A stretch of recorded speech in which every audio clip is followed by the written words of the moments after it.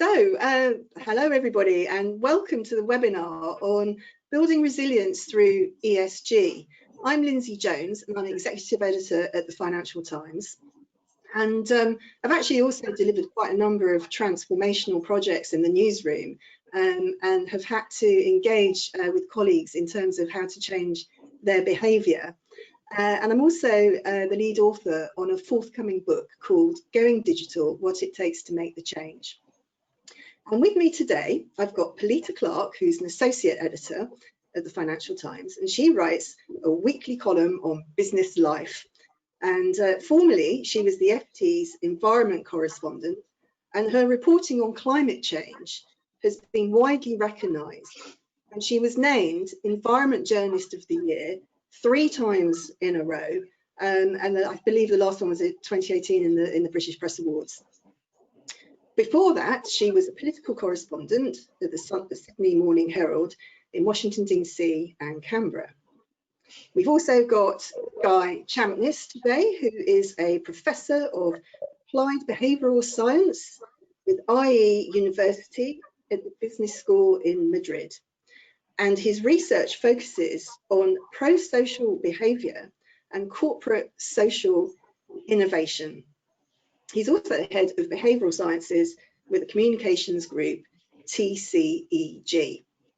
In 2015, he helped build an award-winning US energy efficiency startup, having spent the previous decade with Havas, I hope I've said that correctly, the global communications group, where he worked closely with the World Business Council for Sustainable Development.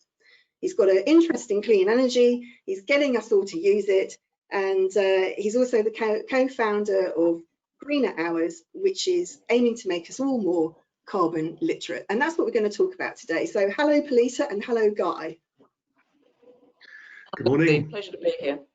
Right, brilliant. And so for our audience today, what I'm going to say is it's interactive, and we actually want to know what you think. So first of all, before we get into the debate, what we're going to do is a word cloud using Slido. So if we could have the word cloud launched, and what we're going to ask you to do is go to www.slido.com and use the password FTESG. And what we would like you to answer, have we got the word cloud up? Right. If you go to www.slido.com, the password is FTESG, and I'm expecting to see a word cloud in a minute.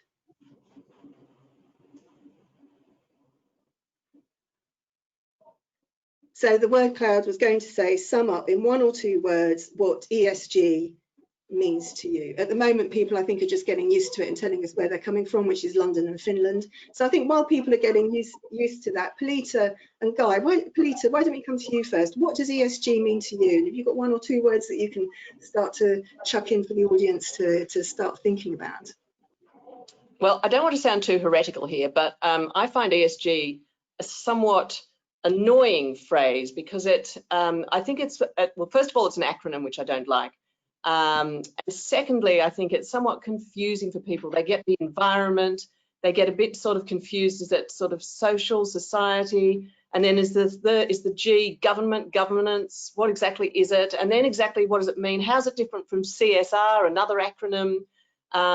It's all, there's a big concern that the S could actually be sustainability, which everybody understands that both ESG and CSR are supposed to be about, probably, but it's it's actually trying. It's got a lot of work to do. Those 3 letters have a lot of work to do. They're trying to sum up very complicated set of ideas that doesn't just mean greenery, doesn't just mean climate change, doesn't just mean good behaviour, a company operating with purpose.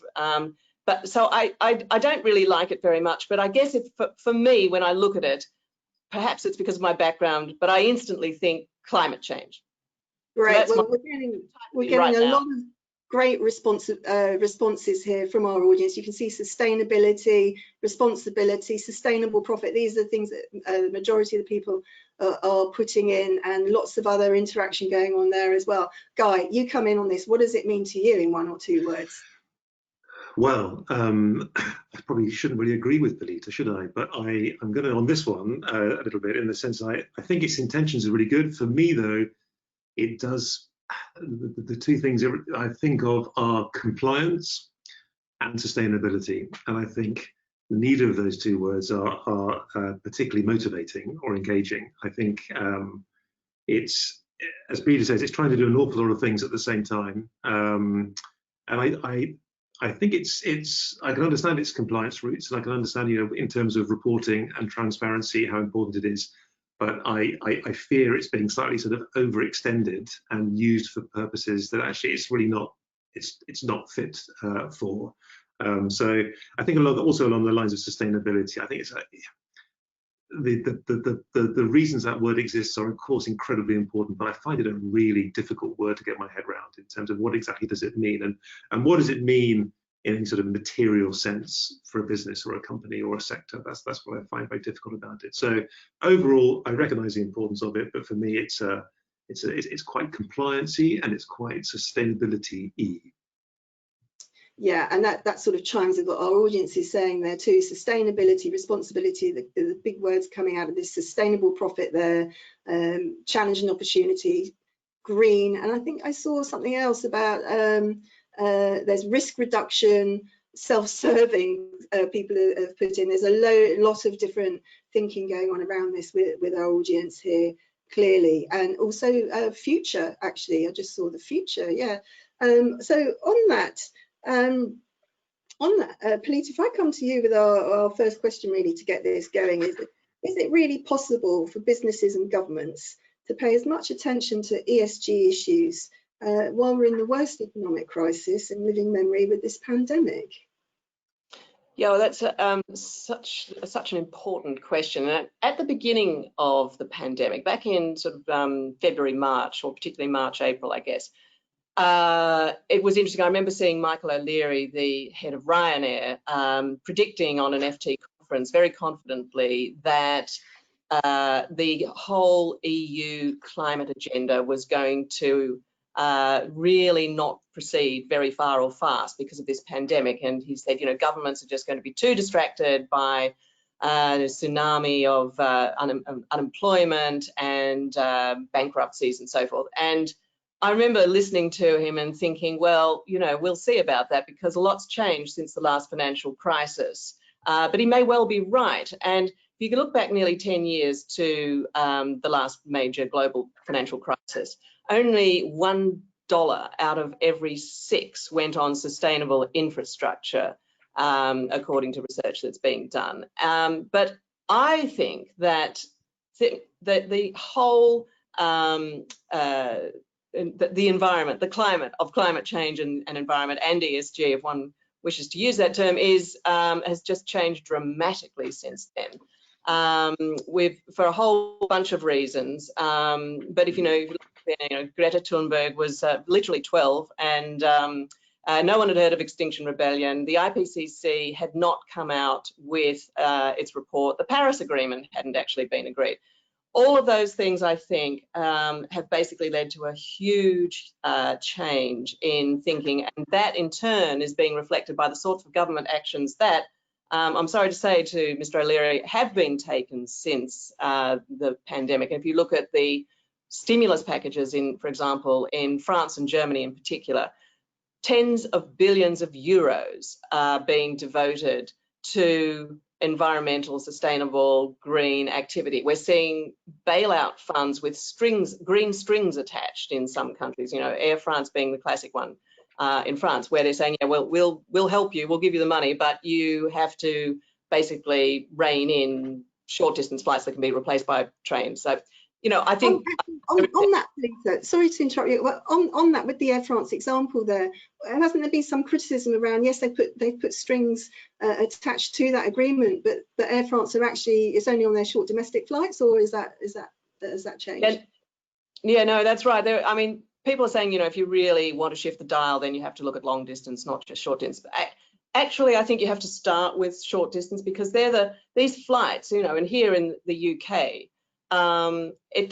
it really doesn't make environmental sense to be able to pay 20 or 30 pounds to fly from London to Edinburgh and 200 pounds to get the train. And I don't know how much it's costing to drive these days, but you know, there's a whole web of support that's largely invisible to consumers that allows those flights to take place. And I think during the pandemic, we're starting to see a lot of discussion that we didn't previously. So I think so far the jury's still out. It's too early to tell, but I think the head of Ryanair is probably on thin ground at the moment.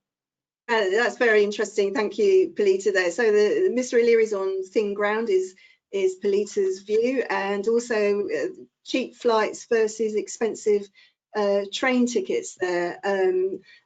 So Guy, can we influence behaviour by the cost of things, or are there other things that we can do around this to really, you know, tackle ESG? Well, so to answer that little second question first, I mean, obviously, yes, you know, price is a great motivator that we know. There are lots of other things we can do as well, you know, to make things more attractive. And I think, you know, just to go into that particular question a little bit more from a behavioural science, from a psychology point of view, I mean, price is hugely effective, but there can be lots of unintended consequences around using price as the sort of main mechanism to get people to engage in certain behaviours, especially where those behaviours have some pro-social, pro-environmental benefit. You know, to sort of really collapse a lot of work into one sentence. You know, as soon as we're around money, as soon as we're in a sort of a financial market of some sort, you know, transactional market where I'm paying for something, I'm getting a service back, we do tend to become quite selfish.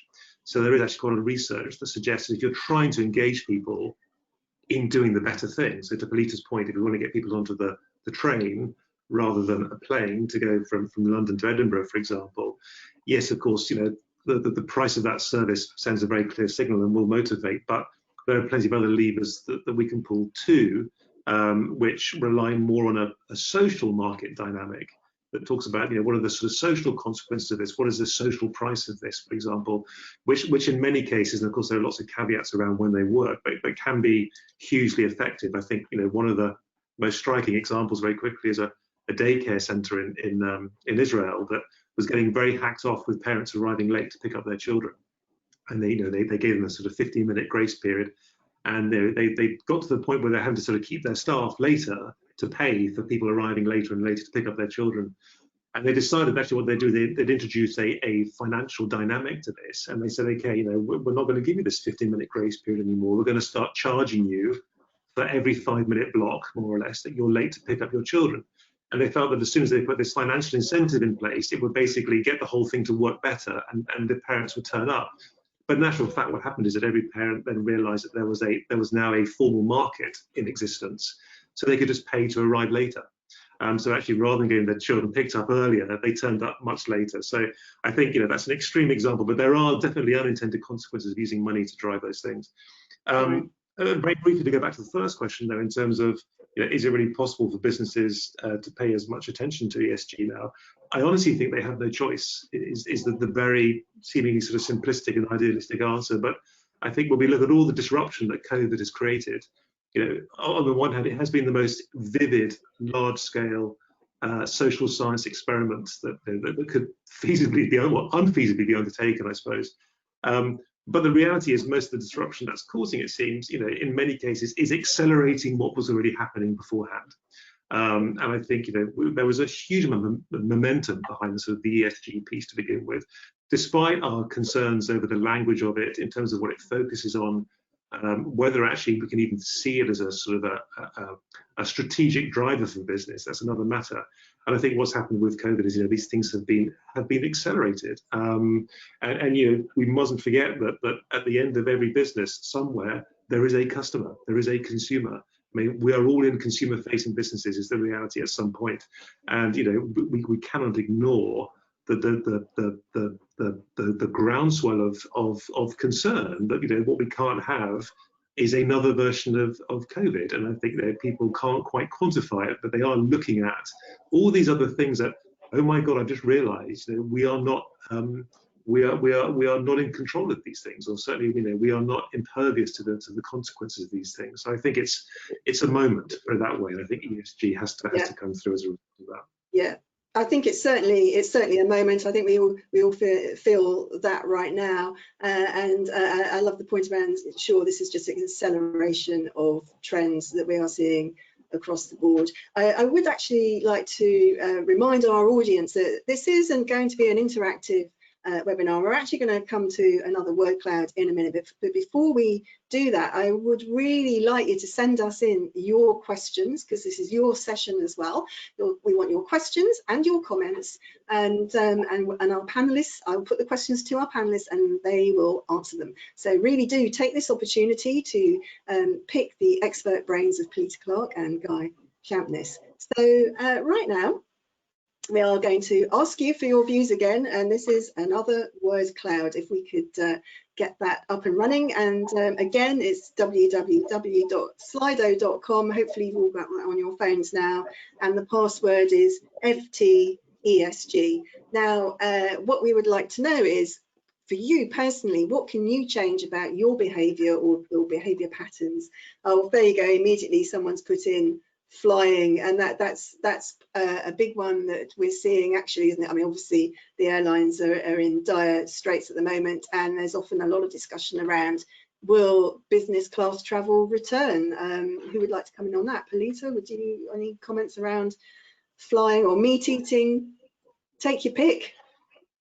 So I think that business travel will return. It's not dead, but it's difficult to imagine that it's going to return in the same way now that finance directors around the world have seen the extraordinary amount of money that can be saved.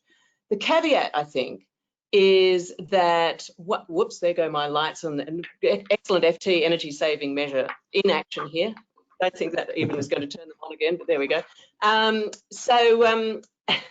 I think what's going to happen is that some firms will start to travel around and send all their staff off and return to something approaching business as usual. If they do well, other firms will think to themselves, oh my goodness, that's it. All chocks barred are off. We have to get going and get back into action ourselves. So, you know, at the moment, I think there's inevitably going to be huge pressure from finance departments everywhere to rein in and say, you know, look what we've achieved with Zoom. Look, but when it comes to actually doing deals, as you know, everybody says that there's just nothing that can replace in-person, in real life human contact. Great. And Guy, any comments on what our audience are sort of throwing up? I mean, they're going along investment, green investing. I know that's a huge concern for our audience today, mainly from financial services background and banking and so forth. How can we change our behaviour around investment? Well, I probably can't answer that one directly, okay. but I suppose, well, I can put something in here in the sense that I do think it is difficult to still, in terms of investment and green investment, because I'm not sure investors are getting hold of the right data in terms of where to place those investments. And I think that's one of my issues with ESG, if I'm really honest, is that if it did grow out of a reporting, a compliance, a transparency, you know, as admirable though that is, that doesn't bestow any competitive advantage on a business. You know, actually, I think, you know, ESG, you could argue, I'm sure lots would disagree with me, is it's an exercise in best practice. It's not an exercise in competitive advantage in any way. And I think there are plenty of cases, I understand, where, you know, you could look at, well, let's take banking for a moment. It's probably a controversial one in the context of who's on this call probably, but, you know, ESG would ask you to, from a bank's point of view, if you are a bank, to report on your carbon emissions. And obviously banks can make great efforts to reduce their carbon emissions, but it's not really material to what the bank does. If you then look at the quality of the loans it issues, or, you know, who it's going to give a mortgage to be really simplistic, the social consequences of doing that part of the process very poorly are huge. but I'm not even sure that's going to reflect in typical sort of ESG measures. I could still be right at the top of the table in that respect, but I could be, and I'm not demonizing anyone, I could be, causing untold damage down the line just here. So I think there is a materiality issue that is getting in the way of that investment, that green investment piece. So Pilita, there's a materiality issue that's getting in the way. What do you think about what can businesses do on the ESG agenda? Are they letting it slide, do you think, or is there more that can be done here? Well, I wouldn't say they're letting it slide at all. And in fact, what we've seen this year, I think it's too early to say that it's being caused by the pandemic, but nonetheless, we've seen some extremely interesting announcements from companies. First and foremost, big oil and gas groups like BP coming out with a net zero emissions target for 2050. It's a long way away. They have to really make some very radical changes that are not fully understood yet, I think, although they're doing their best to spell them out more. But they've nonetheless made a promise to do this that, 3, maybe 2, or even a year ago, people might have been unsure they would see happen. At the same time, I think also we're seeing quite a competitive approach being emerging in some cases, where companies that were announcing net zero targets for 2050, for example, are now being gazumped by companies like Walmart, for example. A couple of weeks ago said, we're not doing net zero, we're doing zero emissions, no use of carbon offsets, and it's not going to be 2050, it's 2040. So, I think this is great, and it's brilliant to see a company as large as Walmart doing this.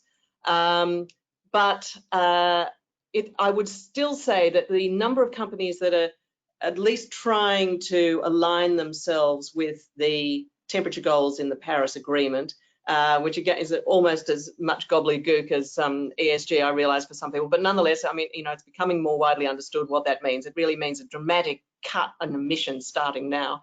The number of companies that are doing that, still relatively small. And I think Guy summed up the perspective from the investor very, very well, that investors really want to, and retail investors in particular, really want to to understand where to put their money, how their pension fund can be used to promote the sorts of goals they want.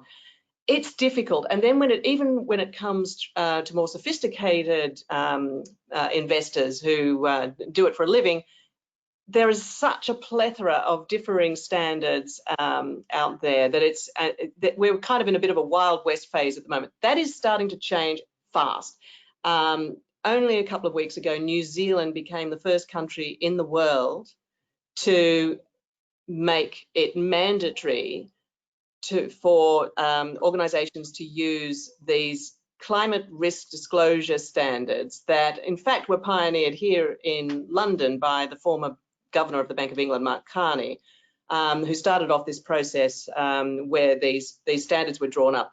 Mostly they're voluntary, but if they become mandatory and companies are forced to use them, that will help to create a more global standard or a more international standard. Same thing's happening, by the way, on other measures. The EU have this another irritatingly named process, the EU Taxonomy, which is again just trying to come up with a standard where people can understand what's a green investment and what's not a green investment, or what's a green an ESG friendly activity and what isn't. So we are getting there, but we've got to move really quickly, and there are people starting to say now, look, it's great, all this disclosure and transparency is brilliant, we need it, but actually we've got to change accounting standards so that when a company does the sorts of things that Guy was just talking about, when its business model is basically going to create more pollution that is going to be expensive to clean up, or it is going to cause wider problems from a climate perspective, then that has to be taken into account in their accounts. That's something that hasn't happened before, but if that move starts to take off, then that will be really quite significant, I think. So thanks, Pilita. I mean, I'm going to come to Guy on this, but Pilita saying it's a Wild West. We need a global standardized approach to this. Can we change our behaviours around this, Guy? Is it something that could be from the bottom up, or is it, how do you change behaviour in institutions? Well, I suppose you have to come from both directions, don't you? Really, you know, you need there's a top down and bottom up. I mean, I think that every business, every organisation, you know, will respond to what its customers, its consumers, and its employees want as well. I mean, they will react to that, and obviously, you know, that can be a great impetus for change. But the structure, the visibility, sort of has to come from above, you know, to give business the confidence to sort of move forward. I think I would agree entirely about this idea that there need to be, you know, better measures, really, you know, better metrics in place that I think can then give to an investor a clearer line of sight in terms of whatever it is the business is doing from an ESG perspective, what impact that is having on the performance of the business. In other words, you know, is it making it a better business? You know, because at the moment I think that's very difficult to see. I think a lot of investors still see ESG as a cost, if I'm honest. You know, it's getting a ticket to play, and you have to buy that ticket, which is completely wrong. I mean, if you look at, and it's just sorry, just to sort of go back to another piece in terms of this idea, well, where does ESG get put into that sort of that decision-making process for investors? You know, I think my understanding is it's still very, you know, very often a sort of final stage screening exercise. So it's completely irrelevant to the fundamentals of the business itself. It you know, becomes more of a beauty parade, which is just wrong. If you look at the likes of companies like, you know, Generation Investment, they make a compelling case that actually, if you try and attach the performance of the businesses in those areas that are under sort of ESG, and tie them back to actually what the business does as a business, you know, there are, you know, superior returns to be made. In short, the one last thing I'd say though, which I think is a challenge still for businesses, and you know, Pilita made this point about saying how there's a sort of competitive edge coming out in this from some businesses. I think that's really encouraging, because I think what's held a lot of businesses back is the sense they don't think they should be able to profit from ESG, that there was some sort of moral imperative, some sort of ethical obligation here, and it's just wrong for me to make money from this. And I think we have to move past that. I think we have to get to a far more pragmatic position on this and say, if you can make money from this, great, whatever it takes to get us across the line. But I still think there's a lot of reticence in the market generally that I somehow shouldn't be seen to be profiting from doing what people think is some sort of ethical, moral obligation of the business.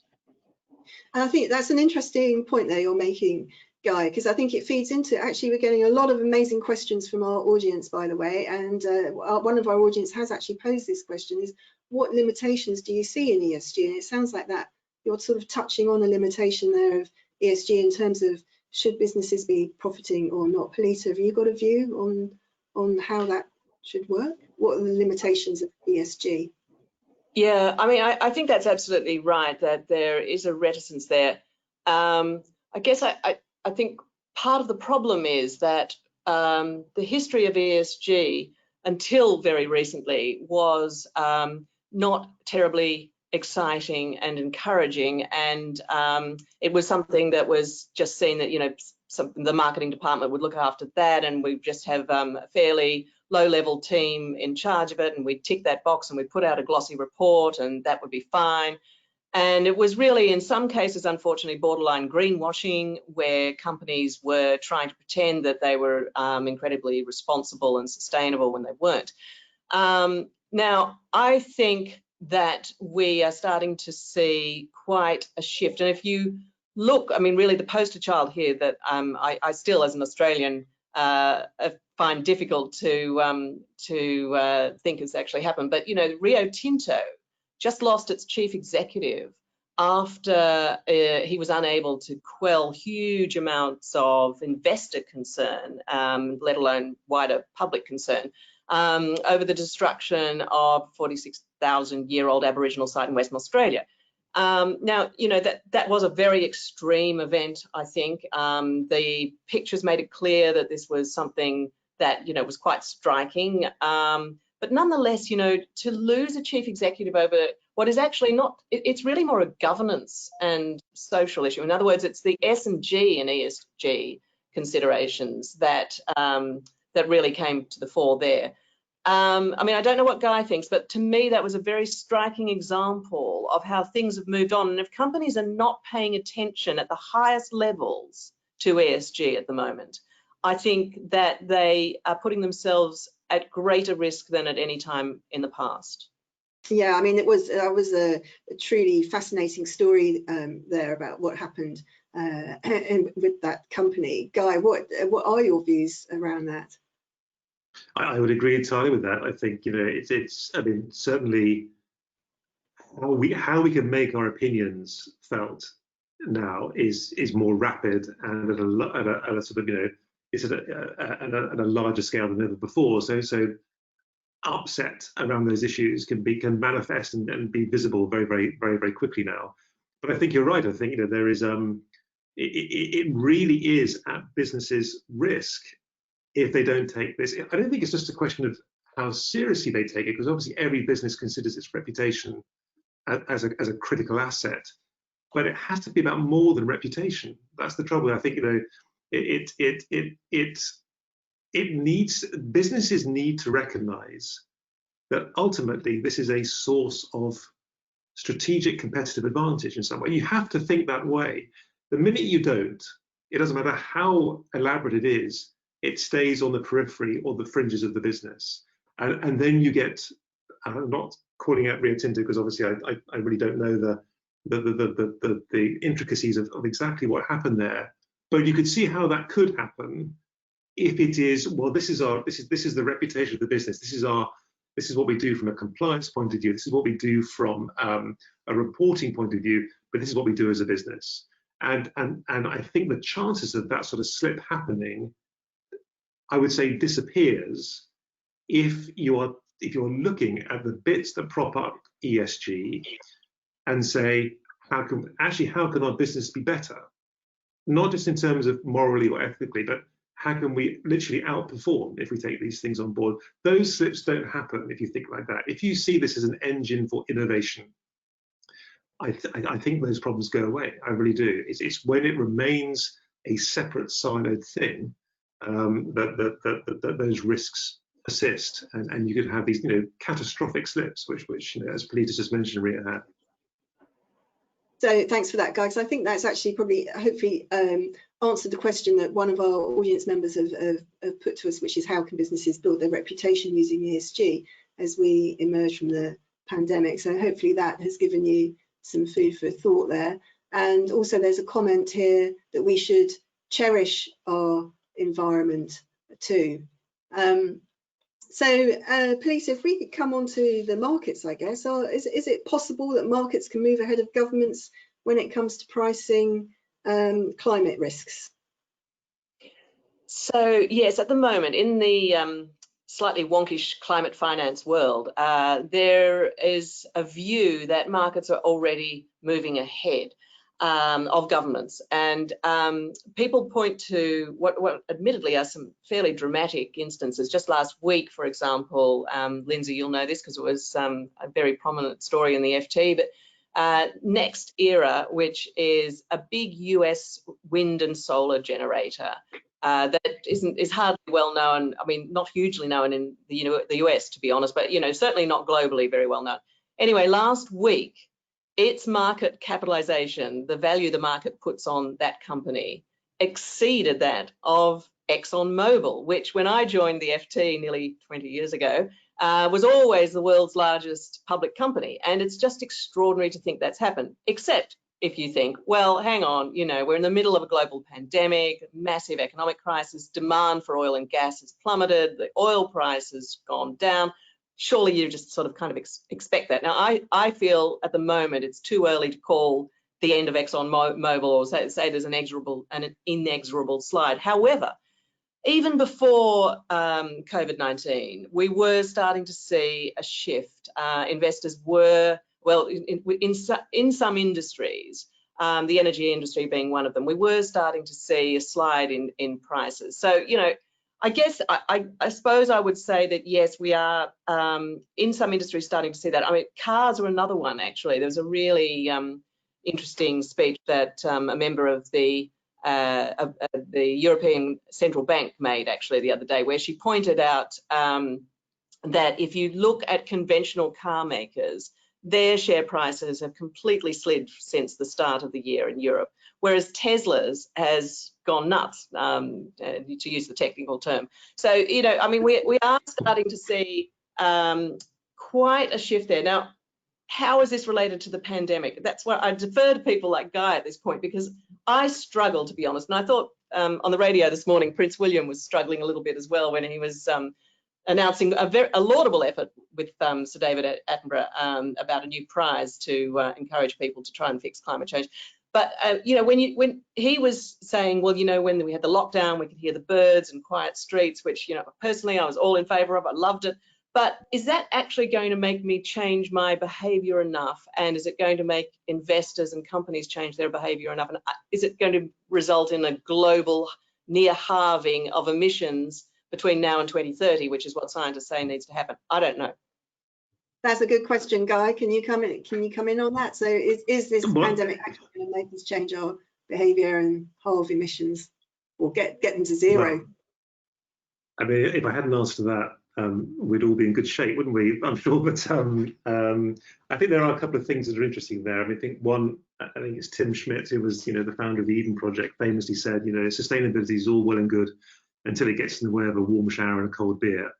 And it's a really good sort of view of, you know, the problem with behaviour change. You know, we'll get on our soapbox and we'll signal to society and wear a badge, figuratively speaking, that says, you know, we believe in all this stuff, but, you know, we simply don't do it. It's so profound in this area. It even has its own name. There's a sort of the attitude behaviour gap when it comes to these types of behaviour. That said, you know, there are two things that the sort of the theory in this area, if you like, points us in a slightly more optimistic direction. One is the sense that we're all feeling incredibly vulnerable at the moment. You know, what has happened, you know, with COVID has, you know, definitely challenged our perceptions of you know, literally where we sit and what we control. And we shouldn't underestimate the effect of that, because, you know, when we do feel vulnerable, and, you know, I'm speaking at an individual level here, so we're making a little bit of a jump to sort of, you know, talk about it collectively. But, you know, when something makes us feel uncomfortable, when we feel vulnerable, we work quite hard to try and work out what it is that's making us feel that way. When we receive a very positive message that makes us feel good, we just bask in the feeling good part of it, and we're not really worried about where it comes from. We'll just take the benefit, thank you. When something's not great, we tend to sort of look around figuratively to try and work out, well, what is it that's not making me feel very good about this? So I think there is that vulnerability right now, which does put us in a position that we'll probably change our behaviour. We'll certainly be more willing to change our behaviours. The other bit is the vast majority of our behaviours are habits, and habits are very different to normal behaviours in the sense, or regular behaviour maybe, in the sense that, you know, my decision to get up and go and get an apple is driven by me wanting to have an apple. So there is a goal in that process. If I walk past a fruit bowl and I see an apple in the fruit bowl, I'll pick it up and eat it. That's more to do with habit. And what drives habits are the context, is the environment that we're in. Now, that's changed completely as a result of COVID. All those habits have been broken, or huge numbers have been broken. What's interesting about a habit, though, is that as soon as they're broken, we re-evaluate whether that behaviour was giving us what we wanted in the first place. And that's the reason why lots of behaviours won't come back. It's the reason why lots of people will not go back to 5 days a week in the office, because it was a habit. And it was a habit based on status quo and an old system. So I think in that sense, there is an incredible opportunity for sort of wholesale change at this point, because this enormous experiment that COVID has put us all through has basically forced every one of those assumptions and the vast majority of those habits to be challenged. And they won't necessarily come back, because, you know, as soon as the habit's broken, we reevaluate, was that behavior giving me what I wanted? And in many cases, the answer is no. That's again very interesting from Guy, that we're all feeling vulnerable and we're all evaluating our habits, and we can actually change them and change them for the good. Keep your questions coming, by the way. I'm getting an awful lot of questions coming from the audience, and we do want to hear from you. This is an opportunity to pick the experts' brains, and I'm actually going to we will come to Q&A at the end, just to reassure, but while we're doing this, I am going to sort of take the occasional question from an audience member as well. And there's one here that says, companies' ESG reports are always a glowing report. Do you wish a few more would put their hands up and admit their challenges? Who's going to go first? I don't think they mean Pilita or Guy there. I think they mean which company is going to go first, or sector, or any thoughts, Pilita, around that? I think that companies would be doing themselves an enormous favor if they did this, not just on ESG, but frankly on many, many other issues as well. It doesn't happen for reasons that I guess we all understand. Companies employ large numbers of people whose job in life is to protect their reputation and to ensure that that they basically don't do anything that's going to sully it. And you know, I'm not an expert in that field, and I have friends who are, and I respect their abilities and experience in these matters. However, I just would say that it seems to me that whether it's in business or politics, there's just a huge appreciation on the part of audiences and voters for people who they think are being straight with them. I'm not going to mention which politicians are doing that and how they're faring, but nonetheless, I think, yeah, look, it's a great question. If any company was stupid enough to ask me my opinion on this, I'd be saying, please just do that. You know, just be straight with people and say, we tried this. It's such a new, you know, we did our best when it came to, I don't know whether it was, I was about to say getting rid of plastic bottles, but that's actually not a great example. But you know, something that has been a relatively new one. We thought about net zero targets. We tried it. We tried to halve our emissions, and then we discovered that, you know, our site in the Philippines just was unable to get any solar panels in because of some production blockage in China, and so we had to think again. You know, just say that. It's all right, I think, to level with people and say, you know, we tried this. Now we're trying this. But you know, as I say, I defer to experts who know about these things. It's very interesting. It maybe plays into this, what we hear quite a lot from perhaps the millennial generation, of the authentic voice, to be authentic these days. Guy, any comments around that kind of thing from a behavioural aspect in terms of how companies could apply that authenticity, perhaps? Well, yes, I mean, that word is used an awful lot, isn't it? And I think, you know, for a lot of people, they sort of get slightly nervous when they hear it. I mean, I agree with Pilita. I think, you know, if anyone was stupid enough to ask me as well, I'd say, you know, why wouldn't you say these things? I think, you know, it's an expression of ambition, of intent. It doesn't necessarily have to be the result straight away. I think probably what holds a lot of businesses back, and this is just based on, you know, my opinion, nothing else, is concerns about the lack of consistency, that somewhere they're going to get tripped up. And I think, you know, if you are honest about being on that journey, I was involved in something yesterday where we had to, you know, the business, you know, that I work, we had to come clean and say we are on a journey around something, and we had to sort of appeal to a group to say, look, you know, it's not great. It's not great at all. But we know, and we're not offering up excuses. You know, we're saying that we're part of an industry that has challenges in certain areas, and we're doing our best. But we are doing our best on this sort of on this journey. But the one thing I would say from, you know, from whoever receives that information, is one thing we cannot afford to have right now is a lack of trust in the system.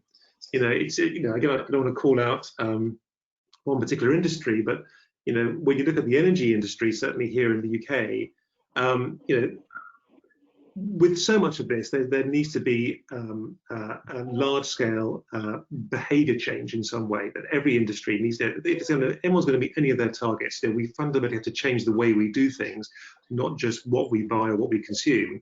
That doesn't mean to sound, you know, sort of hair shirtish, but the point I want to make is, there's got to be a lot of trust in the system to begin with. You know, you have to believe what a company is telling you. You have to believe what you're hearing. And we've seen some, you know, there are some very vivid examples of the minute that we start to lose trust in the message or the messenger, that, you know, that puts us in an incredibly complicated and difficult position. And actually, you know, building that trust, maintaining that trust, you know, obviously should be a priority for businesses, but it shouldn't be that difficult to do either. So that's a great point. Building trust should not be too difficult to do.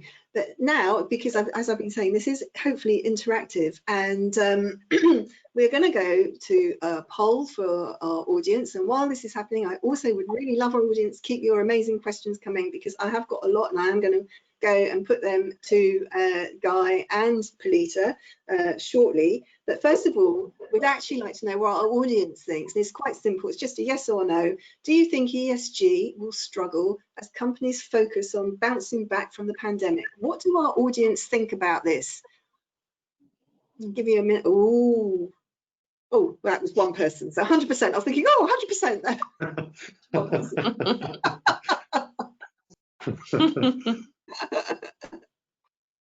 We can vote on this too, can't we? I think if we've downloaded, right? Yes.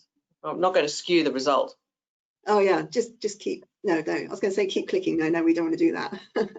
No, better not. I'm interested in terms of what our audience thinks about this, and maybe we can chat about it while they're voting. I mean, Pilita, do you think ESG is going to struggle as companies sort of just focus on survival, I guess, surviving the pandemic? Yeah, I mean, clearly that is going to be, it depends which company, doesn't it? Because obviously there are pub companies that are very much focused on survival around the world, and particularly just in the Northern Hemisphere as winter's coming in and governments are cracking down.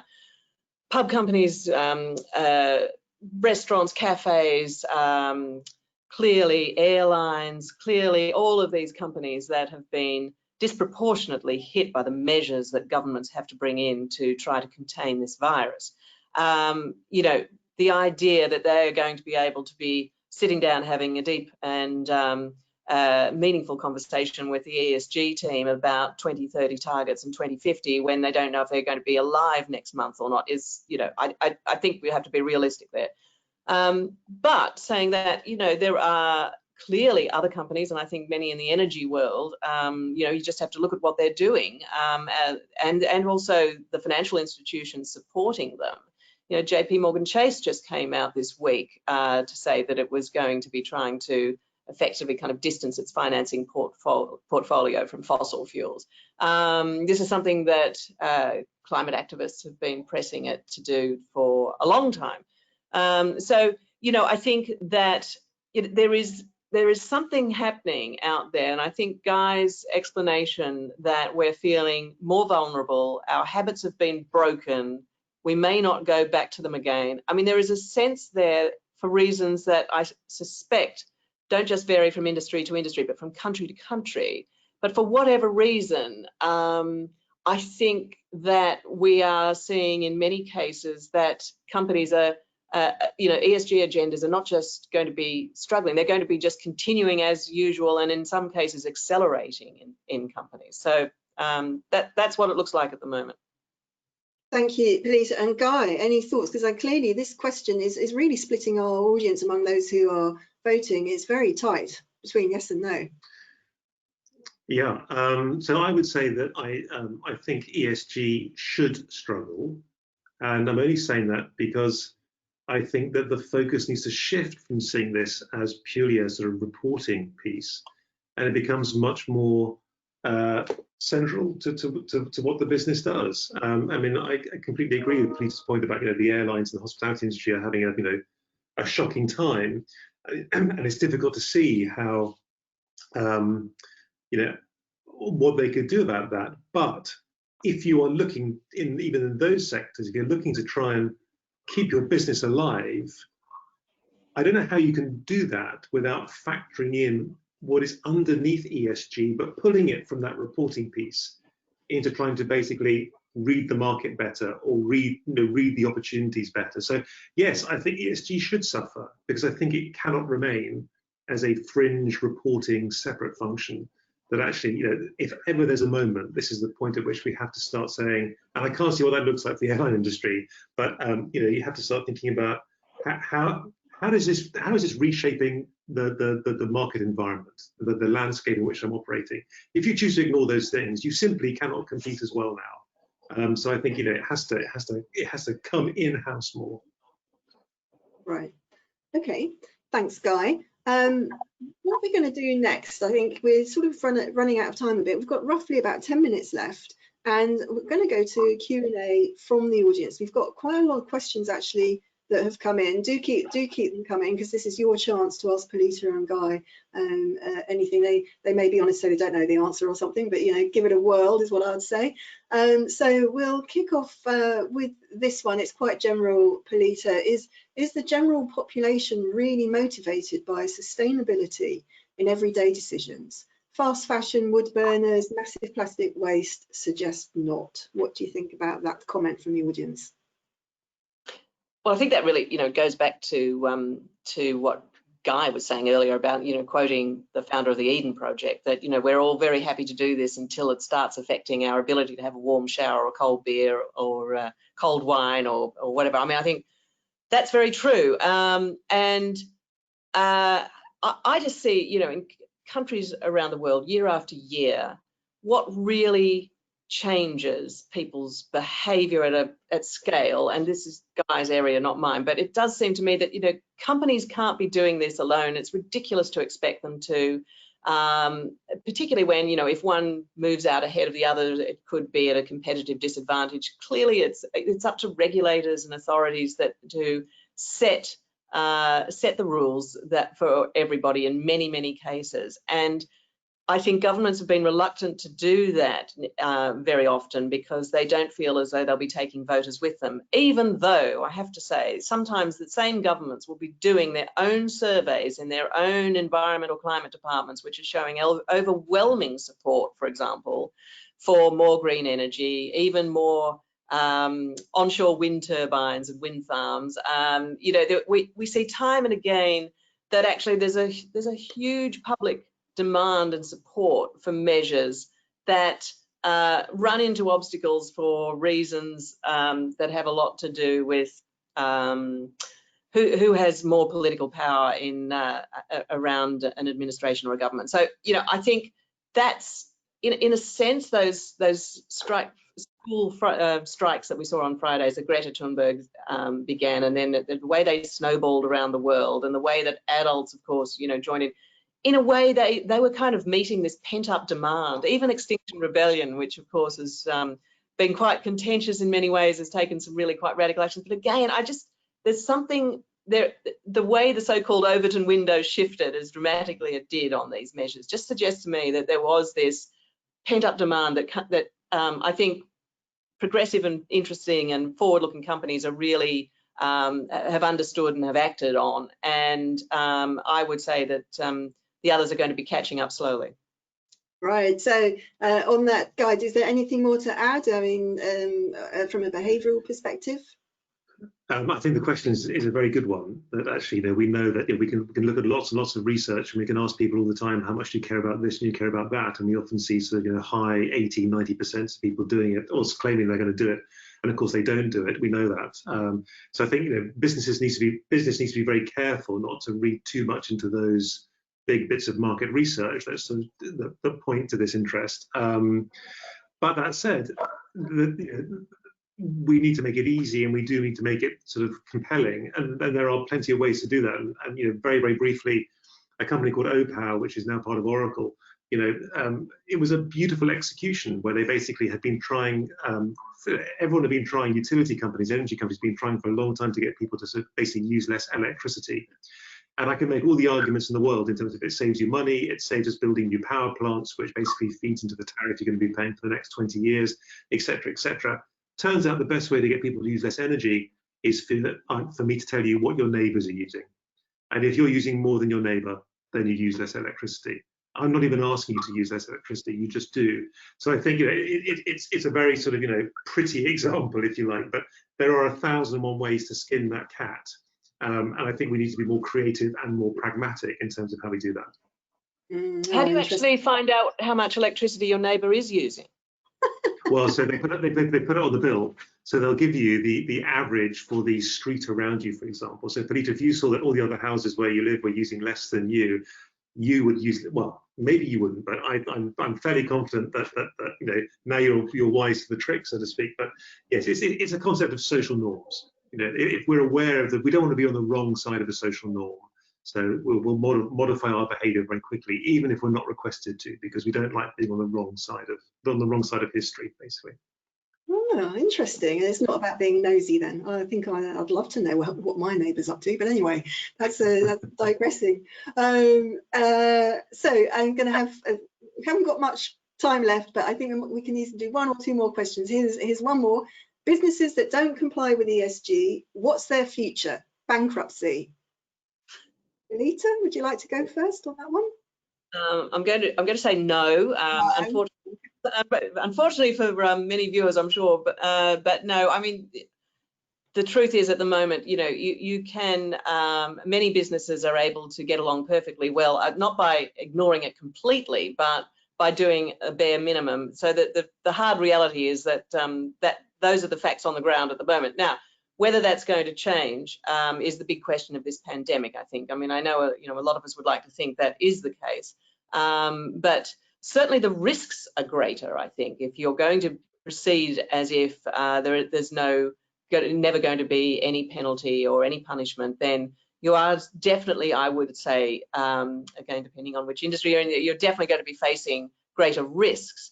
But, you know, if every company knew it was going to go bankrupt unless it really upped its game on ESG, then we wouldn't be having this discussion. There'd be no problem to talk about. And Guy, anything to add on that? I agree with Pilita entirely on that one. I think the only thing to mention is that you know, there is, I think, some sort of emerging evidence that shows that actually, you know, subscribing to ESG is quite a good proxy for the general quality of the management in the company. So I think, you know, there is a sort of by association growing risk there, that actually it sends a very clear signal to the market that actually, if you're not very good at this, are you not very good at some other things as well? Great, thank you. I've got an eye on the time. We've literally only got a couple of more minutes. So I'm actually going to take this opportunity now to thank both Pilita and Guy for their expert advice here today. And I hope the audience have really enjoyed it. I'm sure you have found it extremely interesting and have picked up some top tips, hopefully. And I'd also like to remind our audience that you will be sent an email for FT subscription and also a survey for your feedback about whether you enjoyed this session, and I'm sure we're all going to get top marks on that one. So and we've got a couple of minutes left, so Pilita, Guy, Pilita, come to you first. Quick takeaway, sum up one thing the audience should go away today with, perhaps one or two things. I think what I would like people to go away with is a sense that the pandemic is very probably changing consumer behaviour and habits in a way that are going to be quite profound. I'd like them to be thinking about the fact that the regulatory environment is beginning to shift in a way that, you know, okay, small beginnings, New Zealand first, but thence the world. I think that we're starting to see the beginnings of really significant action being taken by regulators that people who've been involved in climate finance for a long time thought, you know, would take much longer to happen, and they are starting to shift now. We are starting to see a regulatory framework inch into place. Companies that ignore that are going to be in real trouble, and just broadly, just any company that thinks that ESG considerations can be shunted to the bottom of the to-do list is facing a greater risk than they ever were before. Okay, thank you, Pilita. Guy, summing up a top takeaway? My top takeaway is that their status quo has been utterly broken. This is a major reset opportunity, and for any business to take advantage of that opportunity, ESG has got to move from being a reporting piece to being a central strategic piece of that, of the broader strategy process. In other words, it has to be integral to the business, and for every business, if anyone's going to meet their targets, it is going to have to rely on mass scale behavior change, wherever there is a consumer. Ultimately, there is no way around that. Okay, thank you, Guy. Thank you, Pilita. I think we're out of time, and thank you, audience, for joining us today. Goodbye.